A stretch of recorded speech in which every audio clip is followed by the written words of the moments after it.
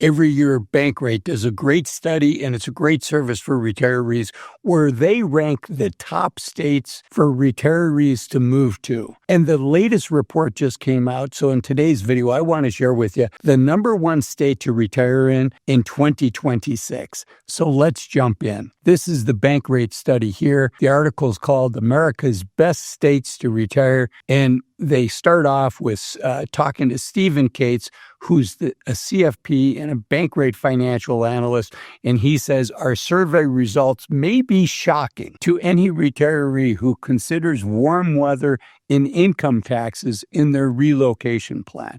Okay, so they've got my attention. Let's jump in. Stephen goes on to say, we incorporated 15 different data points into our analysis for a comprehensive perspective on the true cost of retirement across different states.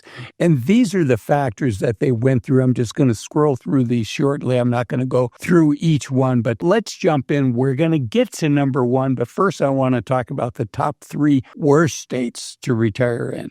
And the first one, according to this study, and I've got friends in every one of these states, so I feel bad about this, but the third worst state to retire in is Oklahoma. And Oklahoma had mostly poor rankings, though it did have some standout categories. And it is what it is. We're going to fly through these. This is one that shocked me. 49 is Texas, and Texas is another Sun Belt state that showed up relatively poorly in the rankings. Texas did well in the tax category. They don't have any income tax. But that was a notable outlier when compared to the other aspects. And then the worst state to retire in is Louisiana, according to this study. Okay, enough said about the worst states. Now let's start talking about the best states to retire in. And we're going to start off with the fifth from the top. So this is number 5. We're counting down. As Casey Kasem used to say when I was a kid, we're counting down to number 1. And number 5 just happens to be where I'm at right now, which is Idaho. The article says Idaho was the 7th fastest growing state in 2024. According to the U.S. Census Bureau, it showed solid performance in a few categories and mixed performance in others. The gem state scored well in neighborhood safety, number 3,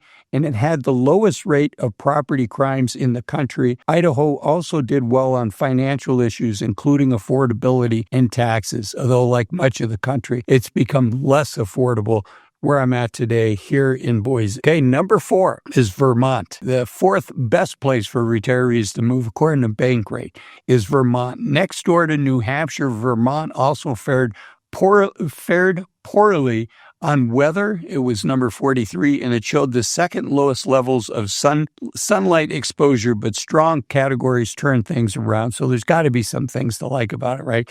Vermont topped the arts category with the most venues per capita, and it was also the best state in the entire country for healthcare. And it came in second for the most similarly aged residents. That means there's a lot of old people there, unfortunately, but it's highest category. Unfortunately, it didn't do quite as well, which is affordability. Number 3, this one surprises me. I for a long time lived in Utah, which is the state next to this one, and that is Wyoming. And the report says Wyoming might be the retirement destination for those concerned about their finances. The cowboy state scored well when it comes to taxes, in part because it has no individual income tax. It ranked 4th in overall affordability as well, and it also performed strongly in neighborhood safety and arts, entertainment, and recreation. But the state fared less well in one of the most important categories for senior health care, and unfortunately there it came in towards the bottom at number 39. Okay, we're getting to number 1. This is number 2. Number 2 is Maine, and Maine turned in a fine performance according to Bankrate. Scores in a number of categories, and it was tops in the number of senior residents, with 23% of residents 65 or older, and it ranks second overall in neighborhood safety, thanks in part regard to the state's lower rate of crime. It also added a solid ranking on healthcare, coming in number 3, and arts, entertainment, and recreational establishments coming in at number 4. However, like its neighbor New Hampshire, Maine scored poorly in the weather category. It came in 41st with the lowest levels of sunshine exposure per country. Now, I'm going to give you number 1, but stick with me because I'm going to show you the full list that you can quickly scroll through, as well as a map to help you visualize it. So the number 1 category, number 1 state was New Hampshire, where it came in first for neighborhoods safety, 5th for healthcare, 6th in local taxes, 7th for people of a similar age. There's a miscellaneous column where it came in 8th, and on arts, entertainment, and recreation, it came in 15th. And so that's the top state, and I'm going to get to that map in the full list, but there's a couple findings in here. The top ranked states for retirees skewed very heavily towards New England and Western states. 4 of the top 10 states in Bankrate study were from New England. They were Maine, New Hampshire, Rhode Island, and Vermont.